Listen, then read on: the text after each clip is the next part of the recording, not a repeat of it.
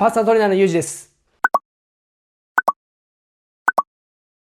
重さと回数にこだわると大胸筋は発達しません。僕が大胸筋を作っていく中で一番重視しているものというのがパンプアップです。パンプアップ。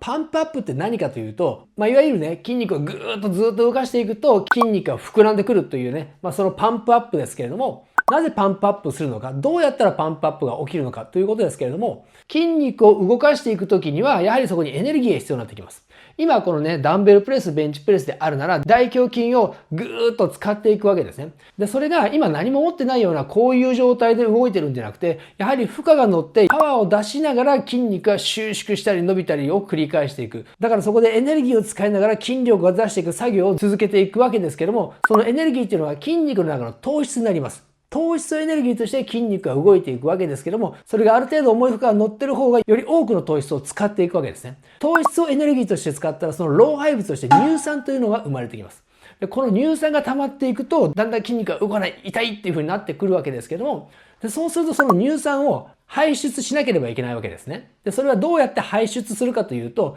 血管を通して下水道のように排出していくわけですね。でその時に血管が太くなれば太くなるほど排出する速度っていうのは速くなるわけじゃないですか。だから何もしてないこの状態よりも血管をボンと膨らますことによって乳酸を早く除去できるということですね。そのためにまず血管が膨らむということ。乳酸が溜まり続けるという状況というのは糖質がない状況にどんどん追い込まれているということなので、筋肉を動かすエネルギー源となる糖質がもう足りないというその証なんですね。それを体自体、脳に教えるために痛みを感じるわけです。痛みを感じることで血管をドーンと膨らますというリアクションが起きるわけですね。だからその乳酸で動かなくなる、痛くなるっていうね、感覚というのも体の中の不思議な機能なんですけれども、それによって、で、今度はその膨らんだ血管を通して、上水道の役割として、新しい糖質と酸素が送り込まれてくるわけですね。だから、この血管を膨らますというのは、上水道と下水道の役割を果たす。上水道として新しい糖質と酸素を送り込んでくる。下水道として老廃物である乳酸を除去していくということになってくるわけですね。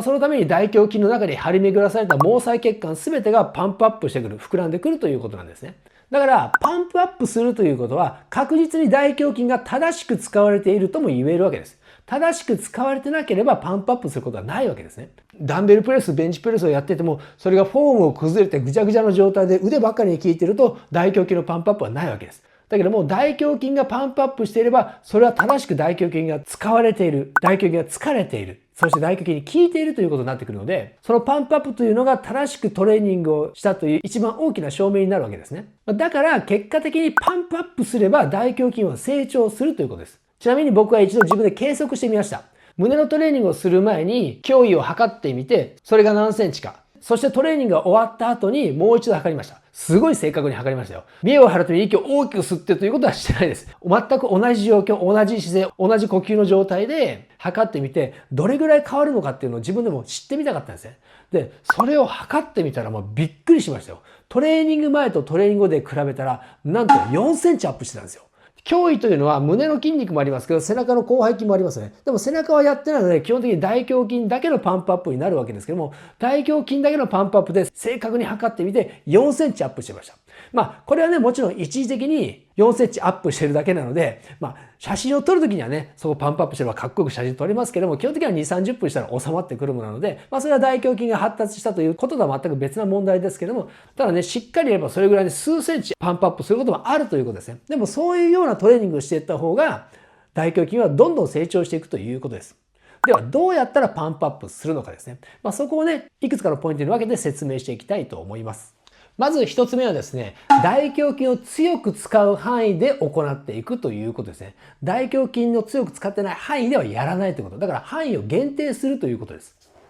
ダンベルプレスをやっていくときに、このようにやっていきますけれども、この時に上の方、この辺りの上の方はあまり使わないということですね。これを下から約7割ぐらいまで、下から約7割ぐらいまで使っていくということです。で、これがですよ、ダンベルとかベンチプレスの重さにこだわっていると、やはり下げられなくて、どっちかというと上半分だけ、上半分だけってやってしまいがちなんですね。で、さらにはフォームがこう崩れてくるということになってくるので、あまり重くしないで、しっかり下の方を使っていく。上はなくてもいいから下の方を使っていく。ということですね。だから、下から一番上までが1から10まであるとすると、この1から7ぐらいまででいいです。1から7まで上げていく。この範囲のみやっていくと、大胸筋に強く負荷がかかっている。その範囲だけやっているということになってくるんですね。これがダンベルが重いと、5から10、5から10というふうにやってしまいがちです。で、そうすると、大胸筋を強く使っている範囲ではないので、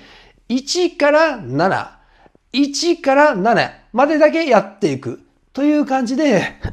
大胸筋を強く使う範囲のみでやっていく。動く範囲を制限していくということが、パンプアップするためにはすごく重要になってきます。そして次のポイントとしては、反復ですね。反復という考え方が大事です。これは回数ということになってきますけれども、1セットの回数というのが10回から12回でギリギリになるような重さというのが一番いいと思いますね。ボディビルダーは8回限界とか6回限界という重さもやりますけど、それはね、最大筋力を高める目的もありながら、筋肉を肥大するためのギリギリの重い方みたいな感じでやっていくんですけど、これを50歳以上がやると基本怪我をするということ。それからここをね、8回、6回という風にしていくと、さっき言ったような上の方だけやりがちなので、絶対下ろせなくなってくるんで怖くてね。なので、重さの設定とか回数の設定というのは、重くしすぎるとデメリットの方が大きいです。間違えることの方が多いです。なので、1セット10回から12回ギリギリになるかなという重さの方がいいですね。で、反復というのは1セットの回数だけではなくて、セット数というのも重要になっていきます。セット数が一般的にね、10回3セットっていうふうにも言われますけど、正直この10回3セットではパンプアップはなかなか起きないです。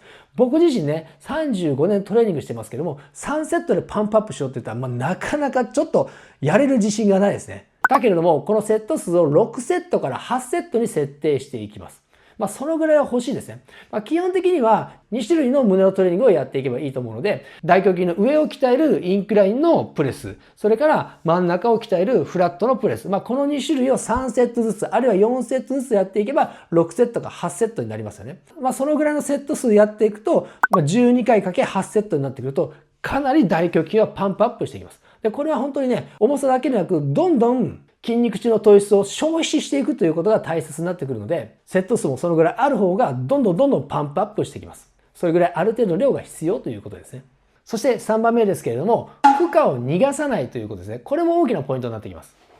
負荷が逃げるというのは、上まで上げるから、ここでは大胸筋を使ってないですよというのもあるんですけども、それとは別にですね、上に上がった時に上がったらおしまい。上がったおしまいっていう感じで、上がればもう自分の目的は達成したのでもうおしまいみたいな感じで、上で力が抜けるパターンがよくあります。ここで抜けないように、1から7までなんだけど、上でピタッと止まるということが大事。上でしっかりピタッと止まる。上でしっかり一回自分の中ではここで止めるという感じで、止めるね。やっていかなければ、ここが結構パーンと抜けちゃうんですね。だから上でまず止めるということ。そして下でも同じですね。下でも、ここの一番下の部分ってやっぱりきついんですよ。きついからここを早く逃げようと思ってバンとバウンドする人もいるんですよ。バウンドすると、当然負荷が逃げてるし、あまり使ってない。そして肩を怪我しやすいので、ここも一瞬止める。上も一瞬止める。下も一瞬止める。上も一瞬止める。止める。止める。止める。止める。という感じで1から7をやっていく。っていう風にやっていくと、もう今僕がこの重さでやってても、もう張ってきそう、すごくきつい感じっていう風になっていきますので、そういうペースでやっていくということ。さらには、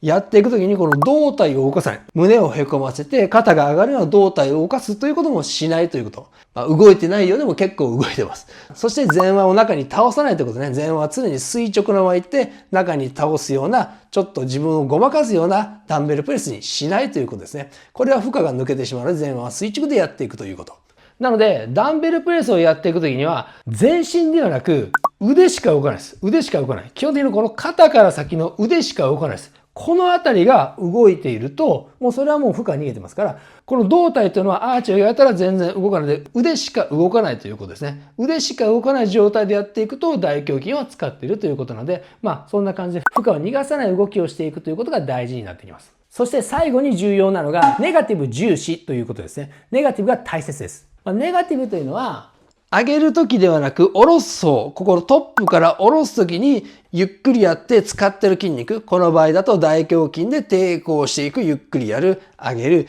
下ろそう、ゆっくりやる。これを決して上げる方がぐーっと苦労してるから下ろす方が早く、上げる方頑張ってるから下ろす方が早くっていうわけじゃなく、上げる方よりも下ろす方がより時間がかかる。上げる方が1、2だったら下ろす方は1、2、3。上げる方が1、2で上げて、下ろす方が1、2、3ぐらい、下ろす方により時間をかけていく感じ。そして大胸筋で抵抗していく感じ。で、ゆっくりめにやっていく。この下ろす方で抵抗していくということを重視していくんですね。とにかく下ろすでぐーっと抵抗する。下ろす方で抵抗していくということをさっき言ったように10回、12回繰り返していく。それを6セット、8セット繰り返していく。なので今説明したような4つのことで大胸筋を強く使う範囲でのみやっていく。1から7まで。それから反復ですね。10回から12回の6セットから8セット。で、負荷を逃がさないように上とか下で抜けないように止めるでいきながら中に倒さないでやっていく。そして下ろすときにはさらに